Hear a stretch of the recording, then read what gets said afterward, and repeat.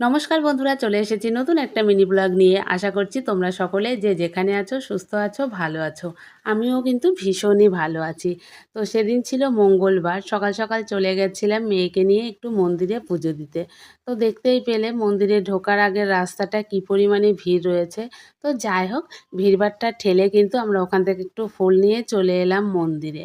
কি করব, ভিড় হোক আর যাই হোক, মন্দিরে তো যেতেই হবে। আর প্রতিবারই যখনই মন্দিরে পুজো দিতে যাই না কেন, ওই রাস্তাতে এরকমই ভিড় থাকে। তো সেদিন সকাল সকাল চলে গেছিলাম আমরা হচ্ছে ডাঙালি কালীতলা। আসলে 5ই জুন ছিল আমার মেয়ের জন্মদিন, সেই ভিডিও আমি তোমাদের সঙ্গে আগেই শেয়ার করেছি। তো প্রতিবার না 5ই জুন মেয়েকে নিয়ে মন্দিরে যাই, পুজো দিয়েই দিনটা শুরু করি। তো এবার তো সব কিছুই একটু উল্টোপাল্টা হয়েছিল, তো সেদিন আর পুজো দিতেও আমি যেতে পারিনি। তো সেই কারণে ভাবলাম মঙ্গলবার দিন যাই, মেয়েকে নিয়ে মেয়ের নামে একটু পুজো দিয়ে আসি মায়ের কাছে। সেই কারণেই কিন্তু চলে এসেছিলাম ডাঙালি কালীতলা। তো তোমরা কারা কারা ডাঙালি কালীতলায় এসেছো কমেন্ট সেকশনে কমেন্ট করে জানিও। আর দেখো, প্রতিবার আমি হয় কালী পুজোতে আসি, নয় পয়লা বৈশাখে আসি, তখন এত পরিমাণে ভিড় থাকে, ঠাকুরটা তোমাদেরকে ভালো করে দেখাতে পারি না। এবার কিন্তু খুব সুন্দরভাবে তোমাদের সঙ্গে ঠাকুরটা আমি শেয়ার করেছি। ওটা হচ্ছে মূর্তি না, একটা পট, তোমরা তো দেখতেই পেলে। তো ওখানে আমাদের পুজো দেওয়া কমপ্লিট হয়ে গেছে। তো পাশেই ছিল ভোলে বাবা। সবাই এখানে ভোলে বাবার মাথায় জল ঢালছিল।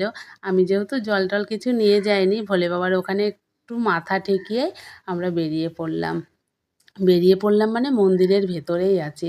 আর এখানে দেখো, গাছগুলোতে সবাই কিন্তু ঢিল বেঁধে রেখে গেছে। ভগবান যেন সবার মনের ইচ্ছা পূর্ণ করে, সঙ্গে আমার মেয়েকেও যেন ভালো রাখে, সুস্থ রাখে, এই কামনা করেই কিন্তু সকাল সকাল চলে গেলাম মায়ের কাছে একটু মাথা ঠেকাতে। তো এখানেও আমি একটু ধূপ টুপ দিয়ে দিচ্ছি। আর এই যে, সেদিন সত্যি প্রচণ্ড গরম ছিল। সেদিন না, বেশ কয়েকদিন ধরেই কিন্তু প্রচণ্ড পরিমাণে গরম রয়েছে। তো যাই হোক, সকাল সকাল মায়ের কাছে এই প্রার্থনাই করি আমার মেয়ে যেন ভালো থাকে, সুস্থ থাকে, একজন ভালো মনের মানুষ হয়। আর এখানে দেখো, সকলে যার যার মনের ইচ্ছা নিয়ে গাছে ঢিল বেঁধে রেখে গেছে। ভগবান যেন সবার মনের ইচ্ছা পূর্ণ করে।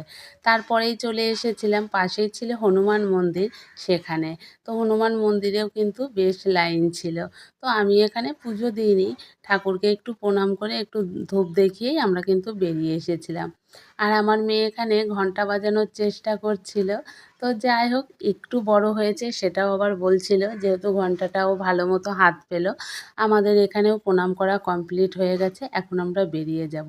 আর এই হচ্ছে ডাঙালি কালীতলার গেটটা, মানে দুটো সামনাসামনি।